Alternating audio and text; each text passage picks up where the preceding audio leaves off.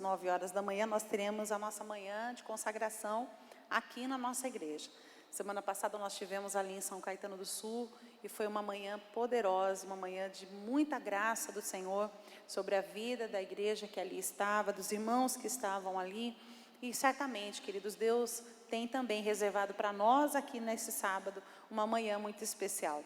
Então se programe para estar aqui. Eu sei que muitas das nossas irmãs, trabalham durante a semana e às vezes tem apenas o sábado para poder dar aquela geral na casa, aquela organizada. Mas se você tirar essa manhã de sábado para você estar aqui, pode ter certeza, o Espírito Santo de Deus vai mandar anjos para ajudar você a faxinar a casa no período da tarde. Você crê nisso? Gente, eu creio. Você não vai se cansar. A palavra de Deus nos diz que aqueles que esperam no Senhor renovarão as suas forças e não se cansarão, vão correr, vão voar com asas de águias. Então, não se preocupe com os afazeres. Não estou fazendo apologia ao desleixo, tá bom? Ao relaxo, não é isso. Mas tire, faça como Maria, que no dia em que ela recebeu Jesus na sua casa, ela deixou tudo, porque no outro dia ela ia ter louça para lavar, no outro dia ela ia ter a casa para lavar. Não é assim? A roupa vai estar lá de qualquer jeito para a gente lavar. Então, tire essa manhã de sábado para que você esteja conosco, e os irmãos também, porque não é uma reunião apenas para as mulheres, é uma reunião aberta a toda a igreja, e vai ser uma bênção em nome de Jesus, amém? Então, vamos lá. Queridos, eu quero compartilhar com vocês uma palavra que o Senhor trouxe ao meu coração, que está registrada no livro de 2 Reis, capítulo 5, 2 Reis, capítulo 5, nós vamos ler a partir do verso 1. É uma história bem conhecida.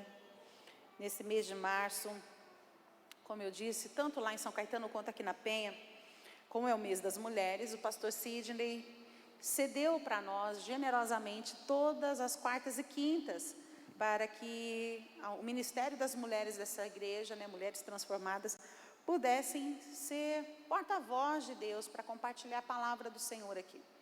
E aí, quando eu comecei a orar a Deus, pedindo ao Senhor uma direção sobre as mulheres que iriam ministrar e sobre a forma como nós iríamos fazer, Deus trouxe ao meu coração o desejo de nós compartilharmos a partir de algumas personagens bíblicas, algumas personagens femininas, que têm as suas histórias narradas na Bíblia e que servem de testemunho para nós, que servem de edificação para a nossa fé, que vão nos inspirar em alguma área, de alguma forma nas nossas vidas.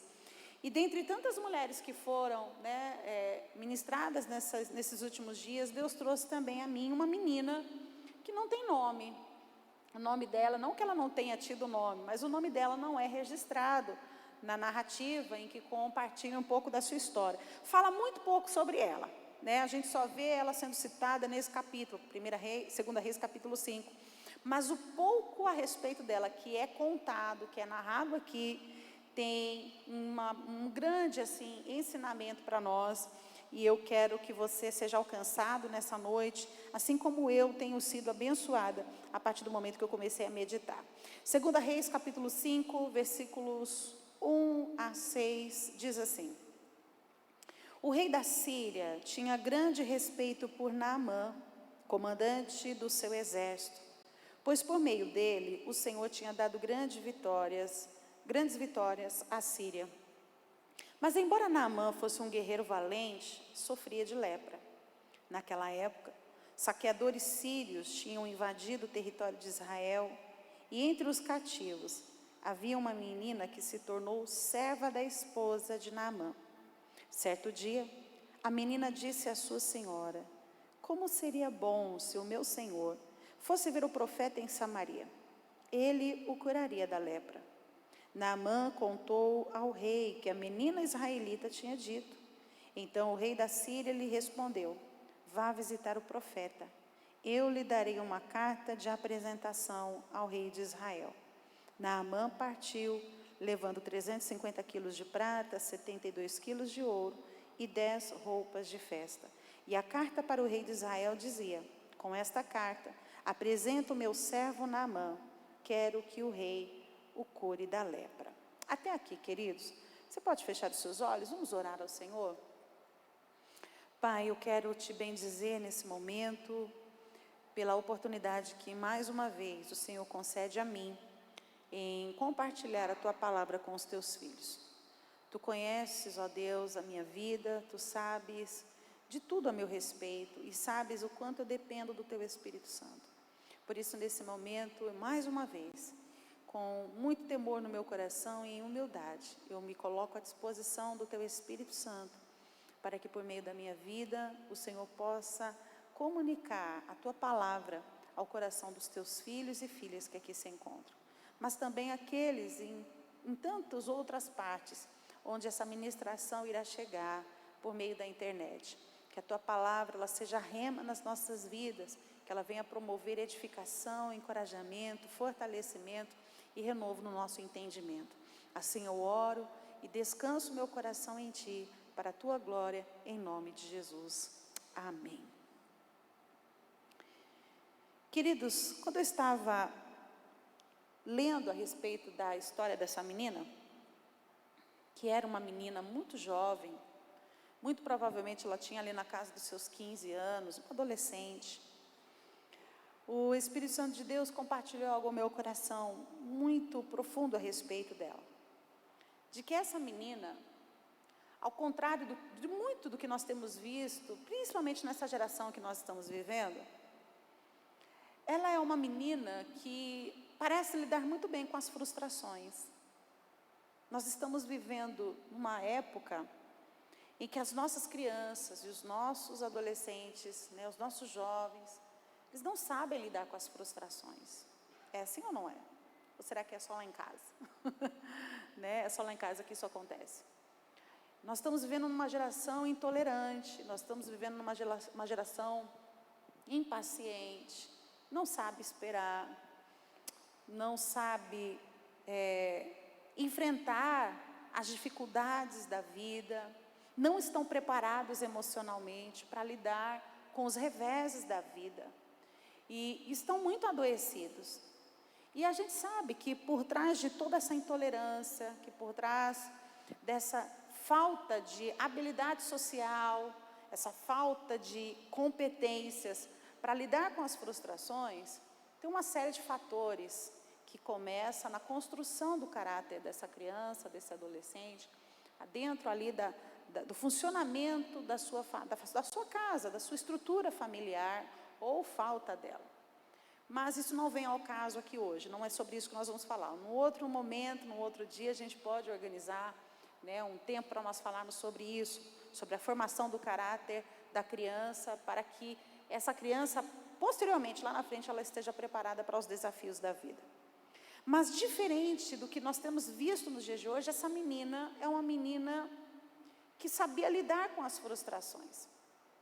E se nós pudermos dar um tema para a ministração dessa noite, o tema que eu coloquei aqui é a menina que não se decepcionou com Deus.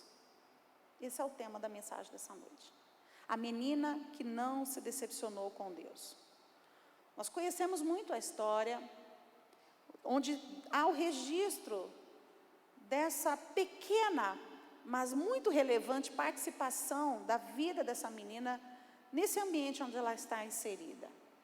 Nós já ouvimos, já lemos a respeito da história de Naamã, um grande guerreiro, um grande oficial dentro do governo da Síria, do exército da Síria. E nós sabemos que essa menina era uma menina judia, que havia sido levada cativa, forçadamente para a casa de Naamã. E a forma como ela lida com esse momento da sua vida tem muito a nos ensinar. Porque certamente essa menina, não diferente de você e de mim, minha irmã, meu irmão que aqui se encontra, essa menina, ela tinha sonhos. Essa menina, ela tinha projetos para a sua vida. Com certeza ela foi criada num ambiente onde ela foi estimulada a sonhar. Como todos nós. Nós, na nossa infância, pensa aí um pouquinho, o que você desejava ser na sua infância? O que você desejava viver, enquanto criança, que você ficava pensando, puxa, quando eu crescer, qual é a criança que nunca falou essa frase célebre, Quando eu crescer, o que você quer ser quando crescer? Quando eu crescer, eu quero ter muito dinheiro. Eu me lembro de alguns desejos que eu tinha quando eu era criança. Então, um dos desejos que eu tinha era crescer e ter muito dinheiro para poder dar para minha mãe tudo que ela queria. Olha o desejo da criança. Não consegui, não cheguei ainda nesse estágio. A minha mãe ainda continua me dando muitas das coisas que eu desejo, continua me abençoando muito. Mas era uma das coisas que eu gostaria que eu desejava quando eu era criança. O que você quer ser quando você crescer? A minha mãe ainda ontem me lembrava que quando eu nasci, eu sou a primeira filha e sou a neta mais velha dos meus avós maternos. E quando eu nasci, o meu avô materno, ele abriu uma poupança no Banco Bamerindos, na época, né, mãe? Olha isso, em 1978, para colocar ali mensalmente um valor para que, quando eu crescesse, o desejo do meu avô é que eu me formasse como pediatra. Ele dizia, não, essa menina vai ser uma médica, ela vai ser pediatra. Não sou pediatra, mas estou ali na área da saúde. Não me formei em medicina, mas estou ali coladinha, né? Então, quando a gente é criança, a gente é estimulado pelo ambiente familiar, nas nossas rodas, né? Nos nossos ambientes de convívio social, a gente vai recebendo estímulos que nos levam a sonhar. E com certeza essa menina também, ela tinha sonhos, ela tinha projetos, mas de acordo com a narrativa do texto, a gente percebe que esses sonhos, esses projetos, eles foram brutalmente interrompidos por causa de uma guerra política. É mais ou menos o que a gente está vendo acontecer hoje lá na Ucrânia. Quantos projetos interrompidos? Quantas famílias tendo que reprojetar suas vidas por conta de uma guerra política? E aí, é exatamente esse o contexto que essa menina está inserida. E pelo fato dela estar nesse contexto, ela estava no fundo da hierarquia social e não havia nenhum motivo, a partir de então, ou estímulo que lhe fizesse pensar no outro, além de si mesmo. Porque há fases nas nossas vidas, fases de rompimentos, fases de falência, fases de sofrimento, que o nosso instinto nos leva a olhar para nós mesmos. É o instinto do ser humano. O nosso instinto nos faz olhar para o nosso umbigo, para a nossa necessidade, para a nossa dor, para o nosso sofrimento. E muitas vezes isso nos incapacita a olhar com generosidade ou com empatia para o próximo. Nos impossibilita de nos colocarmos na posição de ajudar alguém. Porque quando olhamos para nós mesmos, para a nossa realidade, a gente diz, não, mas sou eu que estou carente de ajuda. Sou eu que estou carente de misericórdia. Sou eu que estou carente de um acolhimento, de um auxílio. Então essa menina, dentro do contexto que ela está inserida, ela poderia ter se revoltado. Ela poderia até mesmo ter se decepcionado com Deus, por conta dessa tragédia na sua vida. Mas, quando nós olhamos para a história, a sua história nos revela que a sua fé não estava baseada em situações, mas em princípios.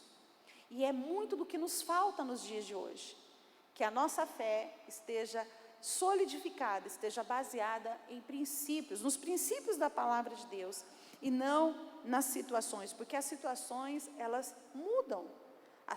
Os tempos, as fases da nossa vida, eles mudam, e mudam às vezes repentinamente, não é nada programado, são situações imprevisíveis que chegam na nossa vida, e por essa razão é importante que a gente tenha a nossa fé baseada nos princípios da palavra. Então, como que essa menina estava vivendo nesse exato momento? Ela estava longe da sua família, ela havia sido arrancada do seu núcleo familiar, e talvez, como a gente sabe que acontece num ambiente de guerra, talvez ela até mesmo tenha testemunhado a morte dos seus pais ou dos seus irmãos, o que é muito comum acontecer nesse ambiente de guerra. Nós estamos acompanhando o que está acontecendo na Ucrânia e a gente já tem visto quantos órfãos a guerra já tem apresentado ao mundo, porque os pais morreram no ambiente de conflito. Ela estava numa terra estrangeira, e ela não estava lá a título de fazer turismo, mas ela se encontrava na Síria, na terra da Síria, como parte de um despojo de guerra. Essa era a realidade dela. Ela não estava ali a convite, ela não estava ali a passeio, mas ela foi levada juntamente com outros judeus dentro dessa guerra política, como parte de um despojo de guerra. Então, do dia para a noite, vamos imaginar aqui, eu quero que você entre nessa história comigo. Do dia para a noite, essa menina passou de filhinha do papai a escrava. A menina que tinha um lar, que tinha uma família, que era cuidada, que era acolhida, que era sustentada, que tinha um ambiente de amor e de segurança, ela se vê do dia da noite, passa do dia da noite de filhinha do papai para escrava. E ela se torna então serva da família de um poderoso oficial do exército da Síria, se prestando a fazer o que não queria num lugar onde ela não desejava estar. Mas apesar de todas essas condições nada favoráveis, o seu comportamento e a sua atitude têm muito a nos ensinar.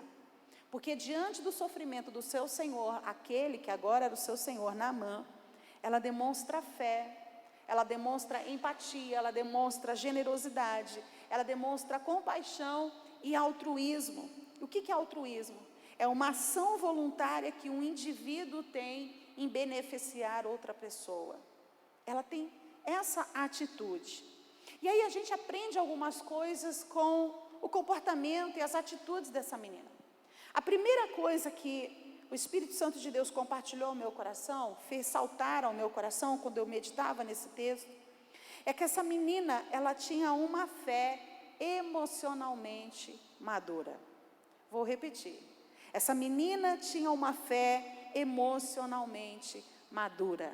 Repita comigo, ela tinha uma fé emocionalmente madura. E aí fica uma pergunta para nós. Será que nós temos uma fé emocionalmente madura? Aí talvez você tenha dito, nossa, agora misturou as estações. Fé e emoção? Sim, fé emocionalmente madura. Por quê? Porque nós somos compostos, nós somos um ser tripartido. Deus nos criou com corpo, alma e espírito. Corpo é essa carcaça aqui, essa matéria. A alma é o lugar do centro do nosso controle de emoções. E o espírito é o lugar da habitação de Deus. Então, por essa razão, nós trabalhamos com esses 3 níveis que se complementam, que se interpenetram. Um trabalha em conjunto com o outro. Então, é muito importante que a gente também trabalhe para que a nossa fé seja uma fé emocionalmente madura. E por que eu digo isso?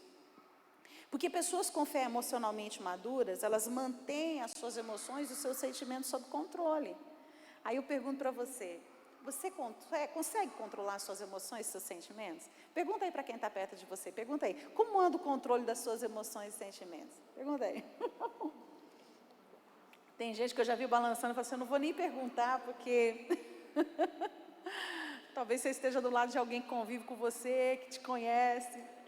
E aí fica meio difícil para responder essa pergunta. Mas uma pessoa que tem uma fé emocionalmente madura, ela mantém o controle sobre as suas emoções e sobre os seus sentimentos. Ela consegue manter isso sob controle. De modo que as circunstâncias que afetam, que despertam emoções e despertam sentimentos, e dependendo das circunstâncias, são sentimentos e emoções negativas, ela não permite que essas emoções e esses sentimentos que são provocados ou estimulados a partir de circunstâncias adversas, fragilizem a nossa fé. E muito menos nos limitem ou nos impeçam de fazer o que se deve fazer. E eu vou explicar isso para você. Pensa comigo. Aquela menina, ela estava longe da sua terra natal, fora do seu ambiente familiar, fora do seu contexto social religioso, porque ela estava numa terra idólatra, ela estava na terra da Síria. A Síria não respeitava as leis de Deus. Então ela está fora do seu ambiente familiar, mas ela também está fora do seu contexto religioso, não tinha ali um templo para que ela pudesse adorar e servir ao Senhor, não tinha nenhum sacerdote para que pudesse lembrá-la ou instruí-la a partir dos escritos sagrados, não tinha nada disso. Mas a gente observa que a sua fé, apesar de ser ambiente arbitrário, a sua fé continuava posta em Deus, permanecia depositada em Deus. E apesar de Naamã, aquele agora a quem ela chamava de Senhor, a quem agora ela fazia parte do seu arsenal de bens, sabe, do seu conjunto de bens, arsenal não, do seu conjunto de bens, ela era uma parte da propriedade de Naamã. E apesar dela, de Naamã ter liderado a invasão do seu país, o que mudou a sua vida radicalmente, ela compartilhou com aqueles que agora eram seus senhores a possibilidade do seu senhor ser curado. Ou seja, ela leva a esperança para aquela família que está mantendo ela ali como disposto de guerra. Ela não, porque uma coisa é você servir porque você foi contratado, você vai receber por aquele serviço. Outra coisa é você servir na condição de escravo, e essa era a condição dela. Então, apesar de tudo isso, de Naamã ter invadido a sua terra, levado ela como disposto de guerra, e agora ela está obrigada, vivendo uma vida de obrigações para com aquela família, por causa da sua condição escrava, ela não se nega a compartilhar com aquela família de que na sua terra natal havia uma esperança. Porque na sua terra natal, apesar dela não estar lá, mas ela sabia que havia um Deus, o Deus que ela cresceu ouvindo a respeito do seu poder, da sua misericórdia, da sua graça. E ela sabia que havia um profeta na sua terra, chamado Eliseu, que tinha o poder de Deus sobre a sua vida, suficiente para curar o seu senhor Naamã daquela lepra. Então, ela leva esperança para aquela família. E o que a gente observa aqui é que aquela menina, ela não serviu aquela família, a partir do momento que ela é levada como escrava para aquela casa, ela não se limitou a servir aquela família apenas com as suas mãos, mas ela serve aquela família com o seu coração e com a sua fé emocionalmente madura. Dá para entender como uma fé emocionalmente madura muda toda a nossa forma de enxergar o mundo, a nossa forma de lidar com a vida, de lidar com os reveses da vida? Porque é a partir dessa fé emocionalmente madura que ela desenvolve ali um comportamento e uma determinada atitude para com aquela família. E nós estamos vivendo, como eu vinha falando no começo da ministração, em meio a uma geração tão frágil, mas tão frágil, que infelizmente até mesmo dentro das igrejas, a cada dia que passa, queridos, há um número crescente de crentes cada vez menos resilientes. E o que é resiliência? Resiliência é a capacidade de resistir, é a capacidade de perseverar, é a capacidade de permanecer, mesmo diante de tudo aquilo que se opõe ao nosso chamado, ao nosso propósito de vida.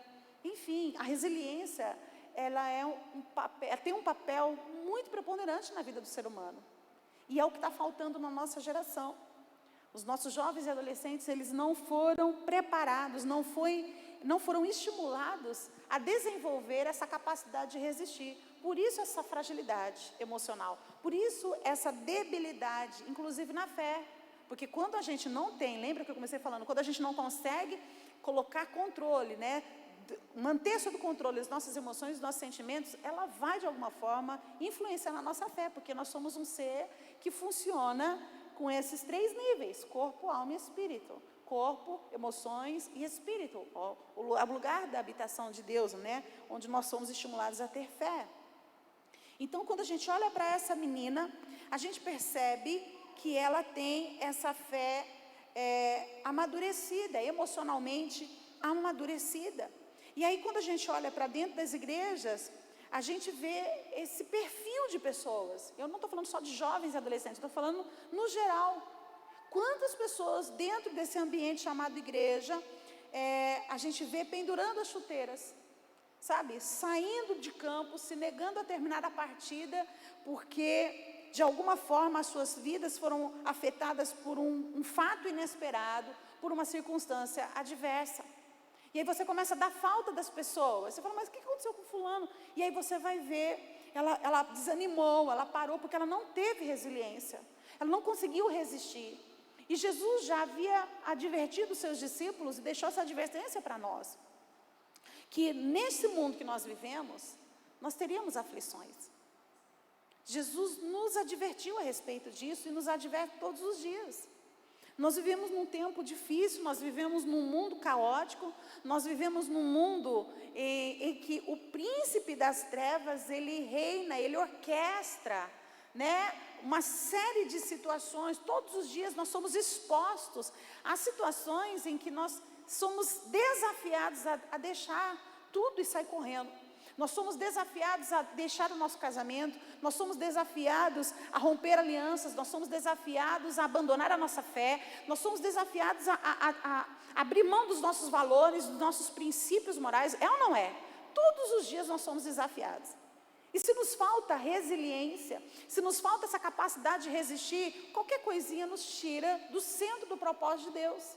Então é por isso que a gente vê essas pessoas abrindo mão da sua fé, abrindo mão de uma vida com Deus, abrindo mão da fidelidade para com Deus, de servir a Deus por conta das adversidades.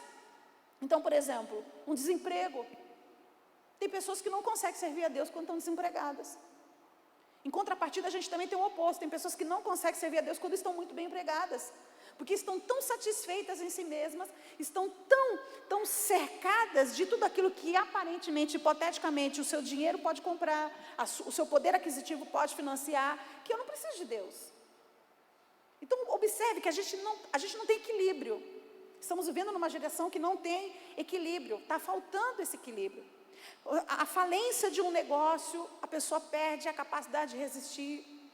O luto pela perda de alguém querido faz a pessoa perder a capacidade de resistir. O término de um relacionamento, uma situação de abandono, uma situação de rejeição, um diagnóstico com um prognóstico que não tem um prognóstico de cura, também faz com que essa pessoa perca a sua capacidade de resistir.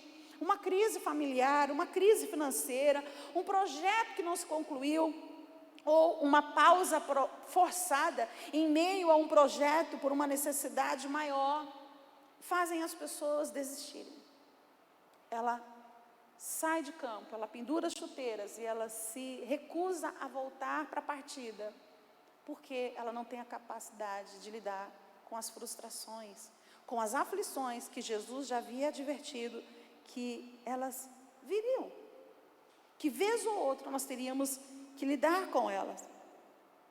E aí talvez você esteja pensando, mas quais são os sinais de um cristão?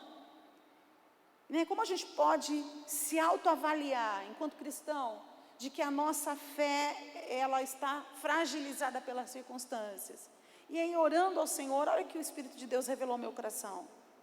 Para um cristão, um dos sinais de que sua fé em Cristo está fragilizada é quando ele se nega a servir ao corpo de Cristo, sendo ele mesmo parte deste corpo, ignorando por completo a verdade de que o cabeça é Cristo, apesar de.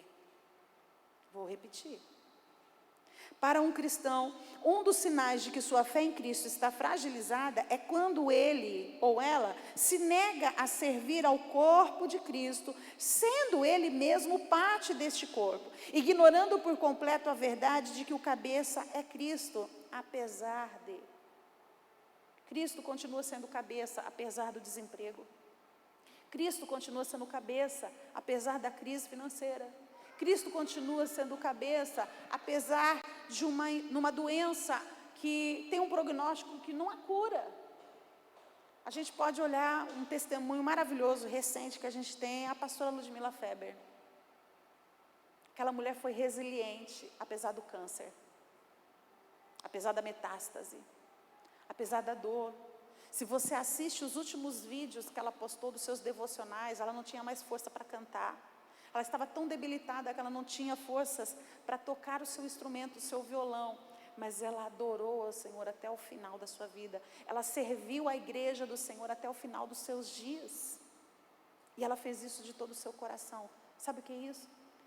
É uma fé amadurecida, é uma fé saudável, emocionalmente saudável e amadurecida. E aí, todas as vezes que isso acontece, ou seja, que eu me permito parar, todas as vezes que eu recuo, todas as vezes que eu penduro a chuteira, todas as vezes que eu deixo de servir, eu quero definir, eu quero decidir o que fazer, quando fazer, como fazer.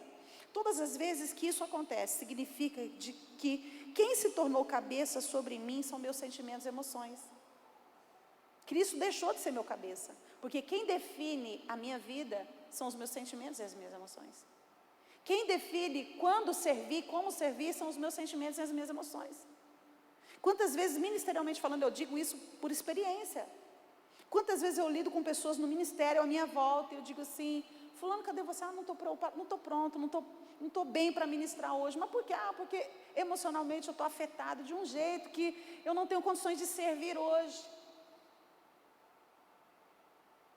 E aí a gente percebe que está faltando resiliência. Está faltando essa capacidade, essa fé. Essa fé está fragilizada. E aí não é mais Cristo que se assenhoria de mim, são os meus sentimentos e as minhas emoções que ditam como eu devo viver. Que dia eu vou para a igreja? Que dia eu vou servir? Que dia eu vou olhar para o outro que está do meu lado e que talvez esteja passando por algo semelhante ou até pior do que eu esteja enfrentando? Porque são as minhas emoções, os meus sentimentos que regem. É o meu cansaço que me rege. É a minha tristeza que me domina, que me controla.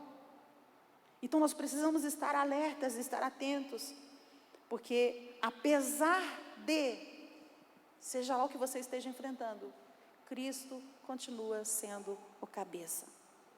Nós continuamos sendo membros desse corpo, e como membros nós precisamos estar em atividade, servindo uns aos outros, admoestando-nos uns aos outros. É bíblico, é isso que a palavra diz. E aí você fala: pastor, então eu tenho que ignorar os meus problemas? Não, você precisa se fortalecer no Senhor. Porque quando Jesus disse que no mundo nós teríamos aflições, Ele não disse isso para nos jogar um balde de água fria na gente e falar assim: vocês estão tudo lascado, porque vai ter aflição. Não. Ele disse: olha, eu quero dizer uma verdade para vocês, no mundo vocês terão aflições, mas tende bom ânimo.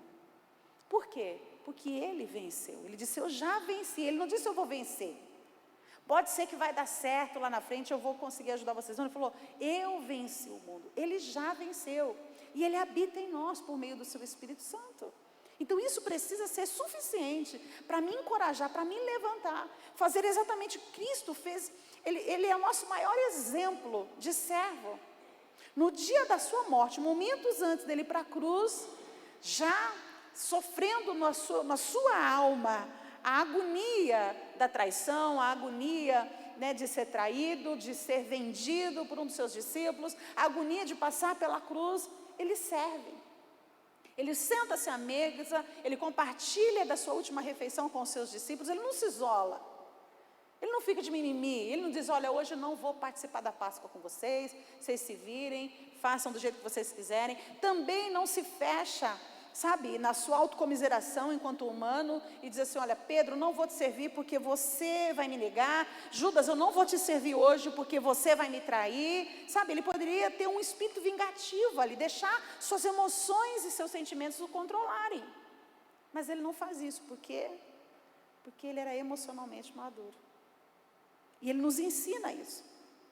A gente só consegue servir o outro, servindo a Deus, servir a Deus, servindo o outro, quando nós temos uma fé emocionalmente madura, que é o que a gente vê na vida dessa menina. Posso ouvir um amém?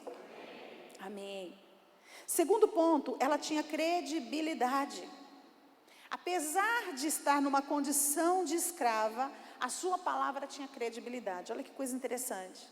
E muitas vezes, queridos, na nossa vida, as nossas palavras não são bem recebidas pelas pessoas, porque não há coerência entre o que a gente diz e o que a gente faz. As nossas atitudes enquanto cristão lá fora, porque aqui dentro é fácil ser crente. Aqui dentro a gente veio com roupa de crente, né? Como diz o pastor, a gente veio com roupa de ver Deus, não é assim? Todo comportadinho, comportada, recatados. Aqui dentro é muito fácil a gente manter um comportamento politicamente correto. É lá fora que as pessoas precisam olhar e reconhecer Jesus em nós. Precisam ver que há coerência entre o nosso discurso e as nossas atitudes. Mas infelizmente muitas vezes lá fora a gente não tem crédito, porque as nossas atitudes elas falam mais alto de uma forma negativa, porque não há acordo entre o nosso discurso moral e cristão com as atitudes que a gente tem. Colossenses capítulo 4, versículo 6 diz assim: que a vossa palavra seja sempre agradável, temperada e com sal, para que saibais como vos convém responder a cada um. E ela tinha credibilidade. Estava na condição de escrava, mas quando ela atenta ao andamento da casa, e ela começa a perceber que havia algumas coisas dentro daquela casa que eram totalmente diferentes talvez da forma como ela e a sua família vivia. Os utensílios pessoais do seu servo eram colocados à parte. Ela percebe que tinha alguma coisa de errada, até que ela identifica: o meu senhor, ele tem lepra. E quando ela identifica isso, apesar de estar na condição de escrava, ela chega na sua senhora e diz assim: olha, seria tão bom se o meu senhor pudesse ir lá na minha terra, em Samaria, porque lá em Samaria tem um profeta que pode curá-lo desse mal. Uma escrava. Escravos não tinham direito de falar, muito menos de dar pitaco na vida dos seus senhores. E ela estava tocando numa ferida familiar, ela estava tocando na intimidade daquela família. Mas ela vai com o seu jeitinho diante da sua senhora e ela diz: olha, se o meu senhor... E ela tem tanta credibilidade que a esposa compartilha com Naamã e Naamã leva a informação para o rei. O texto nos diz que quando ele chega para o rei, Naamã, versículo 4, Naamã contou ao rei o que a menina israelita tinha dito. Ele declara exatamente o que ela havia falado. Se aquela menina não tivesse crédito, primeiro, Naamã não teria levado aquela conversa para o rei. Ela teria sido repreendida, enfim, muitas coisas poderiam... Ela arriscou até a sua vida falando a respeito dessa situação, desse problema com a sua senhora. Mas ela tinha tanto crédito que não apenas a senhora deu crédito à sua palavra, o seu senhor deu crédito à sua palavra e o rei deu crédito à palavra da menina. Porque o rei olha para Naamã e diz: eu vou escrever uma carta e você vai levar para o rei de Israel. Com base no quê? Qual era o fundamento daquela carta? O que a menina havia dito: tem um profeta em Samaria que pode curar o meu senhor. Com certeza, a vida de devoção que aquela menina tinha dentro daquela casa, apesar de estar numa terra estranha, de estar fora do seu convívio religioso, aquela menina, com certeza, ela tinha no seu comportamento, no dia a dia, aquela família percebeu: essa menina é especial, essa menina é diferente, essa menina de fato serve a Deus, ela tem fé. Olha a forma como ela se expressa, olha a forma como ela reage, olha a forma como ela se comporta. E é assim que o mundo precisa enxergar a cada um de nós, irmãos. Nós precisamos ter coerência entre o nosso discurso e o nosso comportamento. Amém? Terceiro, para nós encerrarmos, ela não se decepcionou com Deus. Diante de tamanha violência que ela havia sido exposta, ela poderia estar revoltada, queridos, pela forma como ela foi arrancada da sua família, da forma como ela foi tirada do seu convívio familiar. Seria perfeitamente compreensível se aquela menina fosse uma menina revoltada, se aquela menina fosse uma menina amargurada, uma menina abatida, sabe, sem expressão, apática. Seria totalmente compreensível, por conta de todo esse contexto que ela vivia. Mas as suas atitudes demonstram que ela não culpou a Deus por tamanha tragédia ocorrida, não apenas na sua família, mas na região onde ela morava ali em Israel. E o que essa menina nos ensina? Nos ensina a olhar para além da sua própria condição. Ela não estava com o olhar voltado para si, para a tragédia da sua vida, para as perdas da sua vida, para a forma tão trágica como ela teve os seus sonhos interrompidos, o seu futuro interrompido. Não, ela olha para além da sua própria condição.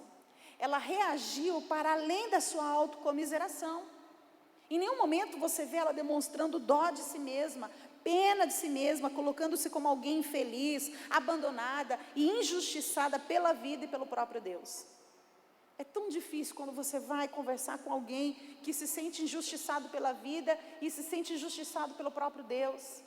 Não tem argumento que você consiga apresentar para essa pessoa, porque ela está sempre se lastimando, ela está sempre se lamentando, ela está sempre, sabe, com esse comportamento de autocomiseração, lambendo suas próprias feridas. Ela não consegue enxergar que parte de tudo aquilo que a gente vive hoje não é culpa de Deus, é culpa do pecado que está dentro do próprio homem. Por que o homem mata? Por causa do pecado que está dentro dele. O pecado nos leva a fazer tudo aquilo que se opõe à obra de Deus, ao propósito de Deus, ao plano original de Deus. Então as pessoas, elas querem culpar os outros, é culpa do meu pai, é culpa da minha mãe, é culpa desse, é culpa daquele, é culpa de Deus.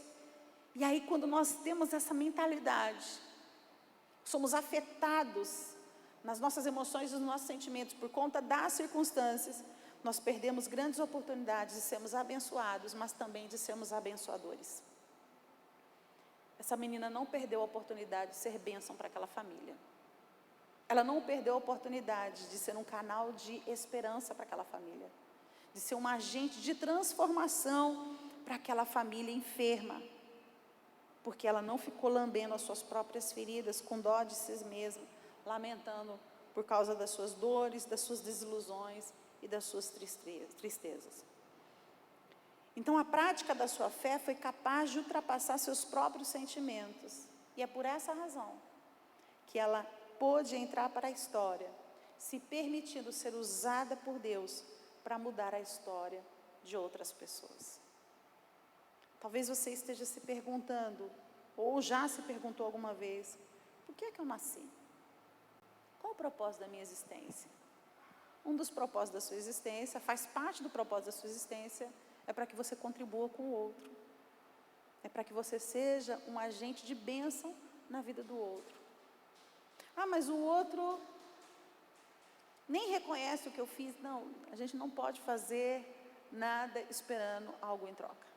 Ontem minha mãe ainda ministrou, ali em São Caetano, ela falou um pouco sobre isso até. Ela pregou sobre a vida de Abigail, que foi uma mulher muito sábia e que trouxe livramento para sua casa, inclusive para o marido marrudo que ela tinha, né? Aquele homem bruto, ignorante que ela tinha na vida dela. Por quê? Porque ela entendeu o seu propósito. Meu propósito é servir o outro, é ser canal de bênção para o outro. Ainda que olhando para mim mesma, eu esteja precisando de algo que o outro precisa também, tanto quanto o outro está precisando. Puxa, a minha casa não é toda salva, mas alguém está pedindo oração para que Deus venha salvar a sua casa. Eu só vou orar pelo outro quando a minha casa estiver salva? Não. É orando pela salvação da casa do outro, que eu estou demonstrando para Deus que eu confio tanto nele, que eu já estou estimulando o outro a crer naquilo que eu estou esperando que aconteça comigo, que aconteça na minha vida, que aconteça na minha casa. Então essa menina, ela não perdeu a oportunidade. Ela foi para além das suas circunstâncias, ela reagiu para além da sua dor própria, para que ela pudesse se permitir ser usada por Deus, para mudar e transformar a história de outras pessoas. Então, queridos, concluindo, não se preocupe com o anonimato. Tem pessoas que querem ser reconhecidas pelas suas obras. Não espere por reconhecimento das suas obras. Não espere que o seu nome seja colocado num grande outdoor. Mas aprenda que a grande marca de um servo é o anonimato. Essa menina não tem o nome dela registrado aqui. Talvez nunca saibamos qual é o nome dela. Mas a história dela, o mais importante do que saber qual o nome dela, é saber o que ela fez. Foi a relevância da sua atitude, a relevância, a nobreza do seu coração. Uma menina que não se decepcionou com Deus, uma menina que se permitiu ser instrumento nas mãos do Senhor, e uma menina que tinha uma fé emocionalmente madura. E nessa noite eu quero orar com você. E nessa oração, se você pudesse colocar de pé, eu gostaria que você colocar-se diante de Deus. Como você se sente hoje? Com base na história dessa menina, será que nós temos uma fé emocionalmente madura? Será que nós temos credibilidade em nossas rodas de convivência, nos nossos ciclos de convivência social? Será que diante de uma dificuldade as pessoas, elas se lembram do nosso nome quando elas precisam de oração, quando elas precisam de um conselho? Será que a gente tem essa liberdade porque há coerência entre o nosso discurso e o nosso comportamento? Essas são perguntas que a gente precisa responder para si mesmo para podermos orar ao Senhor. Porque às vezes a gente não tem credibilidade nem dentro da nossa casa, nem para os nossos filhos, nem para o nosso marido, nem para a sua esposa. Talvez você não tenha credibilidade nem dentro da sua própria casa, porque você tem uma fé inconstante, porque você tem uma fé fragilizada, porque você é controlado ou controlada pelos seus desejos, ou pelas suas emoções, ou pelos seus sentimentos. Eu quero ser como essa menina, sabe? Ter relevância onde eu estou inserida. Eu quero ser relevante para você. Que a minha amizade, o meu vínculo contigo tenha relevância. Que a minha vida sirva para alguma coisa para você. Porque já pensou? Tem pessoas aqui que já caminham conosco há alguns anos. E por que essas pessoas estão caminhando conosco? Por que nós caminhamos umas com as outras? Porque com certeza tem alguma relevância na nossa relação. Se não houver relevância, não tem por que caminhar junto. Por que casamentos acabam? Porque um deixou de ser relevante para o outro. Deixou de ter uma vida de relevância para o outro. Queridos, Jesus está voltando. Mas antes que Ele volte, tem muita gente que precisa ser salva. Tem muita gente que precisa ser curada. Tem muita gente que precisa ser liberta. Tem muita gente que precisa ser transformada. E elas só serão alcançadas se, como essa menina, a gente tiver uma fé emocionalmente amadurecida, saudável. Se a gente se despertar, parar de olhar, sabe, de sermos egoístas, de olharmos para o nosso umbigo, para a nossa dor, para a nossa luta, mas olharmos para o outro, com o mesmo olhar que a gente recebe de Jesus. Esse olhar de amor, de compaixão e de misericórdia. Amém? Tem alguém aí que comigo quer ser relevante para essa geração, para esse tempo? Então feche os seus olhos aí. Comece a falar com o Senhor. Permita que o Espírito Santo de Deus, sabe, finalize essa ministração no teu coração. Provoque você, que essa palavra te provoque nessa noite de fato, para que nós sejamos semelhantes a essa menina. Eu queria ter mais que uma voz, mais que um amor e uma vida pra te oferecer, pois tu és muito mais que eu possa ter em meu ser. Tu és, eu queria ter mais que uma voz, mais. Faça dessa canção a tua oração nessa noite. E uma vida pra Diga: Senhor, eu queria te ter, oferecer, porque o que eu tenho, o que eu sou é pois tão tu pouco és diante muito mais da que eu necessidade possa de utilidade para o Senhor. ter em meu ser. Tu és o autor. Tu és o autor, aquele que pintou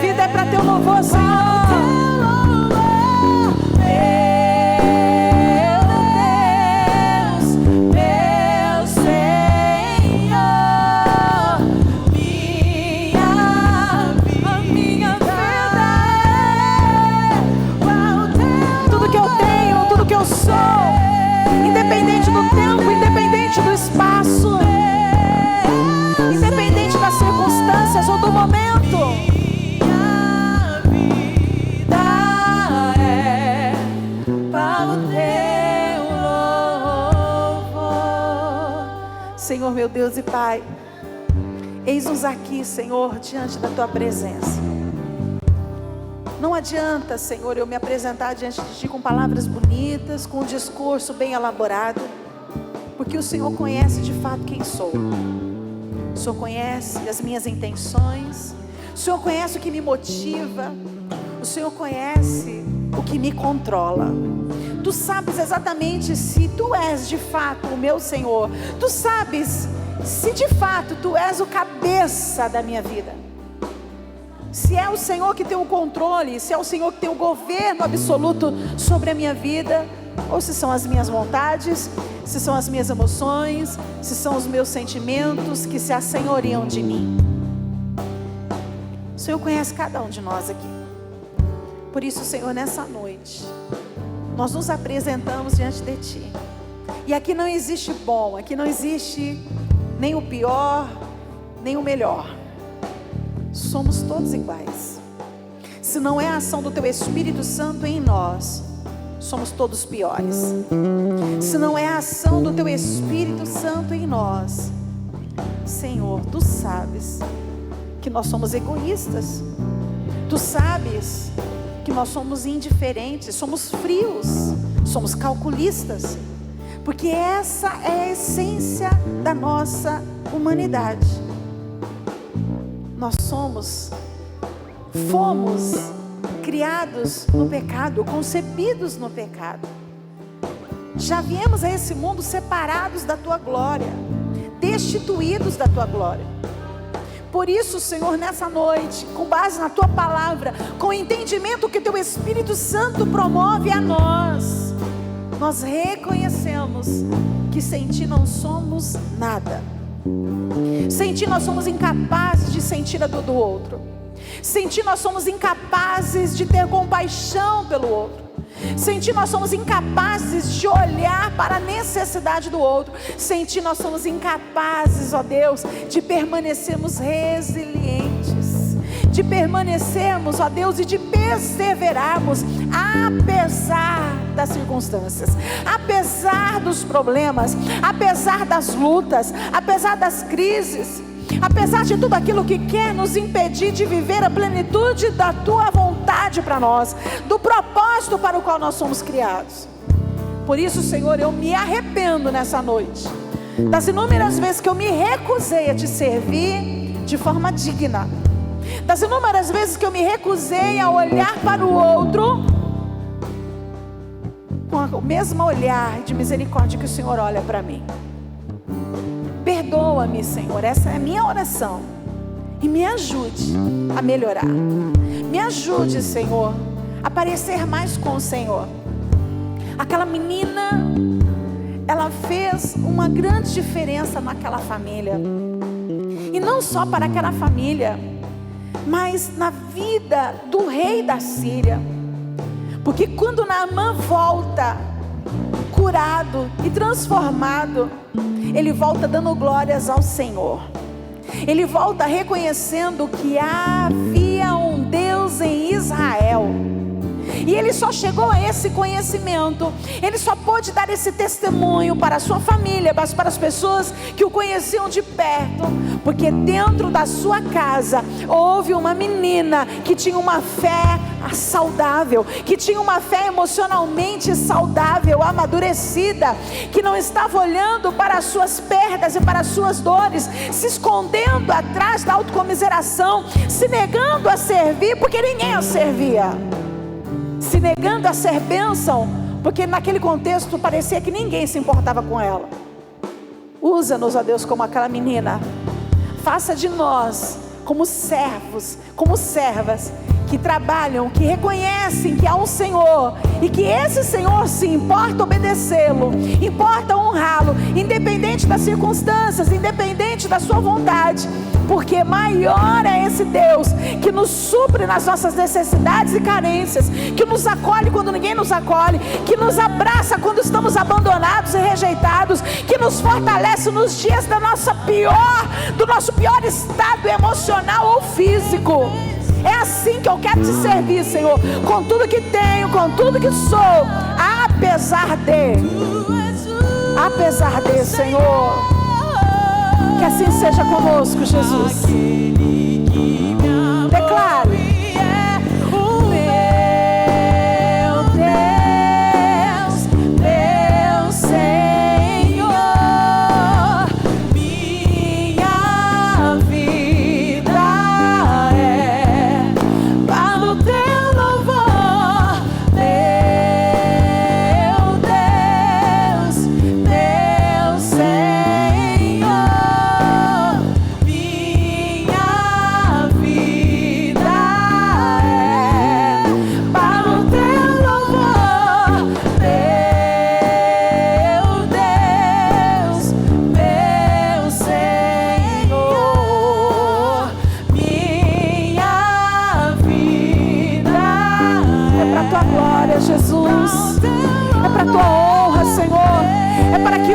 Possam chegar ao conhecimento de que há um Deus sobre tudo e sobre todos. Minha vida é para o teu louvor. Você pode aplaudir a Jesus. Glória a Deus. Deus não tem culpa pelo que te fizeram. Deus não tem culpa pela forma como te trataram, ou te destrataram, ou te desrespeitaram. E se você está aqui, é justamente porque Ele tem te ajudado, te auxiliado a sobreviver ao que fizeram com você. Você consegue entender isso? Eu estou aqui porque eu tenho um Deus sobre mim, que me libertou das cadeias emocionais. Porque se eu fosse olhar para o que me fizeram, eu jamais estaria aqui. Mas eu estou rompendo em fé. Sou uma sobrevivente, porque o Espírito de Deus está sobre mim. E Ele está sobre você. Você pode dizer isso para quem está perto de você? Diga, o Espírito de Deus é contigo. E Ele te ajuda a superar, a sobreviver tudo aquilo que te fizeram. Amém, queridos? Guarda essa palavra no teu coração. Amém? Nós vamos encerrar já e nós vamos orar ao Senhor. Chegou um pedido de oração para nós. Nós vamos orar pela Helenídia Sena, que está com câncer, para que o Senhor tenha misericórdia dela. Quem está pedindo oração por ela é o Kleber. Ela é mãe do dono da loja de surf, que fica aqui na esquina, aqui pertinho, né? É a mãe do proprietário da loja. E o Kleber, que é funcionário da loja, que pediu para nós aqui oração. Então nós vamos apresentar a dona Helenídia, porque nós cremos que Deus pode restaurá-la. Nessa oração nós vamos orar por ela como aquela menina, serva de Naamã. Ela falou, ela abriu a boca a respeito de Deus, porque ela cria que o Deus dela podia salvar aquele homem. E nós vamos orar também pela família do pastor Xisto, da pastora Thalise. Hoje o Senhor, nós já vínhamos orando pela irmã Elza, né, nos últimos meses. Ela estava bem enferma. E o Senhor decidiu curá-la de outra forma, né? O Senhor levou-a para si. Hoje ela não tem mais dor, ela não precisa mais de hemodiálise, ela está curada. E o nosso consolo é saber que em breve a gente vai se reencontrar na eternidade e vamos desfrutar do mesmo descanso que ela já desfruta hoje. Mas os que ficam são os que sofrem, né? Então nós vamos orar pela família, para que o Espírito de Deus venha trazer o consolo. Então, pela família da pastora Thalise e pela dona Helenídia. Vamos orar, queridos? Senhor Deus, nós acabamos de ministrar uma palavra aqui, que faz jus à existência do Senhor. Um Deus que é poderoso para curar. O Senhor curou Naamã. E nós cremos que se o Senhor assim desejar, o Senhor tem poder para curar também a dona Helenídia. Nós cremos no teu poder para tirar dela todo o sofrimento, toda a dor, todo o desconforto que essa enfermidade tem causado a ela. O nosso desejo enquanto igreja é que o Senhor cure. O nosso desejo é que o Senhor a restaure, para que não somente ela, mas toda a sua família e todas as pessoas que a conheçam possam também testemunhar que existe um Deus que é poderoso. Então vá de encontro com a dona Helenídia e promove a tua bênção sobre a vida dela, Senhor. Esse é o nosso pedido ao Senhor. Oramos também pela família da pastora Thalise. Pedimos ao Senhor a tua bondade, a tua misericórdia sobre aquela família. O Senhor chamou para si a irmã Elza, que durante todo o seu período de vida aqui, foi uma mulher que sempre teve um testemunho cristão, um bom testemunho cristão, uma mulher acolhedora, de caráter. E agora o Senhor a chamou e ela deixa um legado para a sua família. Que o teu Espírito Santo venha de encontro aos seus corações, trazendo consolo em justa medida, na medida exata que cada um daquela família necessita. Enxugue as lágrimas e traga o conforto que somente o Senhor pode promover. Oramos também nesse momento para que o Senhor nos leve em paz para os nossos lares, debaixo da tua potente mão. Assim como o Senhor nos guardou e nos preservou a caminho desse lugar, que o Senhor também nos leve em paz, nos guarde e nos preserve. Dê-nos uma noite de bênção, um final de semana de vitória, e que o teu nome continue sendo glorificado por intermédio das nossas vidas. Assim nós oramos e te bendizemos em nome do Senhor Jesus. Amém? Que o amor de Deus, a graça de nosso Senhor e Salvador Jesus Cristo, a doce comunhão e consolações do Espírito Santo, seja sobre a tua vida, não só hoje, mas para todos sempre. Amém? Vamos erguer as nossas mãos e declararmos juntos? Ebenezer, até aqui nos ajudou o Senhor. Um beijo no teu coração. Tem ali um bolo que foi confeitado ali, preparado com muito carinho pela nossa querida Nancy, e a gente vai celebrar o Senhor com ela ali, amém? Deus abençoe.